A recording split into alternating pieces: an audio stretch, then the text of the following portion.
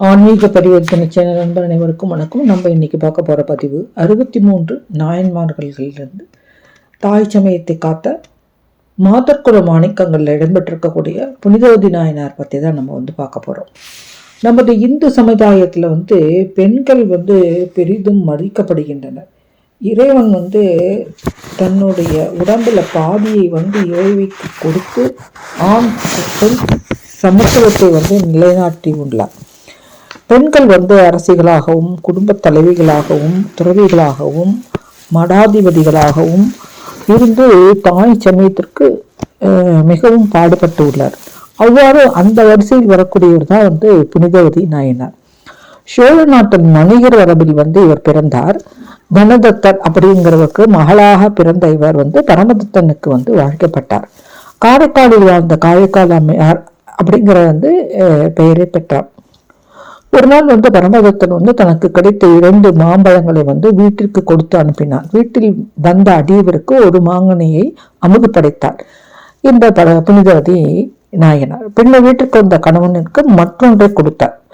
ருசித்த கணவன் மற்றொன்று ரொம்ப நன்றாக இருக்கின்றது, நான் கொடுத்த மற்றொன்றை கொடு அப்படின்னு சொல்லி கேட்கிறப்போ இவர் என்ன பண்றாருனாக்கா, இறைவனிடத்துல வேண்டி மற்றொரு பழத்தை பெற்று அதை பரமதத்தனுக்கு கொடுக்கிறார். முன்பு சாப்பிட்டதை விட இந்த இறைவன் கொடுத்த இந்த கனி ரொம்ப நன்னா இருக்கிறது, இது எப்படி நீ பெற்றாய் அப்படின்னு சொல்லிட்டு புனிதவதியிடம் கேட்கிறப்போ அம்மையார் நான் நடந்த விவரங்கள் எல்லாம் சொல்றாரு. அப்போ அந்த பரமதத்தன் உன்னுடைய இறைவனிடம் கேட்டு எனக்கு இன்னொரு பழத்தை வாங்கி கொடு அப்படின்னு சொல்லி சொல்றாரு.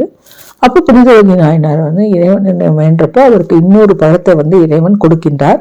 அந்த பழத்தை தன்னுடைய கணவனுக்கு கொடுக்கும் பொழுது அது பரமதத்தன் கைக்கு வந்தவுடனே அது மறைந்து போய்விடுகிறது. அப்போ பரமதத்தன் காரைக்கால் அம்மையானுடைய அந்த தெய்வீகத்தை புரிந்து கொண்டு அவரை விட்டு விலகி வேறு ஒரு மனம் புரிந்து கொண்டு வாழ்க்கை நடத்துகின்றார். அவனுக்கு பிறந்த ஒரு பெண் குழந்தைக்கு புனிதவதி அப்படிங்கிற பேர் தான் அவன் அந்த பரமதத்தன் வைத்து வாழ்ந்து வந்துருக்கான்.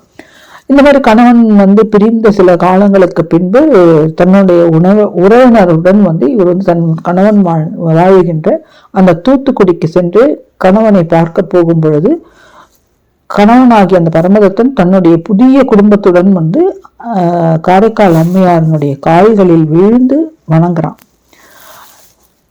புனிதவதி இவ்வாறு ஒரு உயர்ந்த நிலையை அடைந்து விடுகின்றார். அப்புறம் புனிதவதியார் இறைவனுடன் வேண்டி தனக்கு இந்த உடல் வேண்டாம், எனக்கு பேய் உருவம் வேண்டும் அப்படின்னு கேட்டு பேரி உருவம் பெற்று கொண்டுகிறார். அது மாத்திரம் இல்லாம கைலை மலையில் காலால் மிதித்து நடப்பது கூடாது அப்படின்னு கருதி தலையினாலேயே ஊர்ந்து சென்று கைலாயத்தை அடைகிறார். அப்பொழுது சிவபெருமான் இவர் அம்மையே அப்படின்னு அழைக்கிறதுனாலதான் இவர் காரைக்கால் அம்மையார் அப்படின்னு அழைக்கப்படுகின்றார். இறைவன்கிட்ட இவர் வேண்டிய ஒரு வரத்தினை பெறுகின்றார். அதாவது இறைவன் ஆடும் பொழுது திருவடியின் கீழ் இருந்து பாடும் வரம் வேண்டும் அப்படின்னு கேட்டு பெற்றுகின்றார்.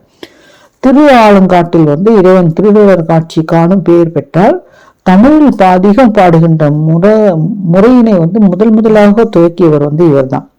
இதனால்தான் இவருடைய பாடல்கள்லாம் மூத்த திருப்பதிகம் அப்படின்னு சொல்லி வழங்கப்படுகிறது.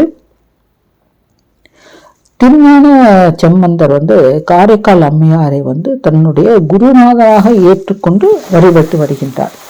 இதுதான் இந்த காரைக்கால் அம்மையாராகிய இந்த புனிதவதி நாயனாருடைய ஒரு வரலாறு. மீண்டும் அடுத்த நாயனார் வரலாறை அடுத்த வீடியோவில் பார்க்கலாம். நன்றி, வணக்கம்.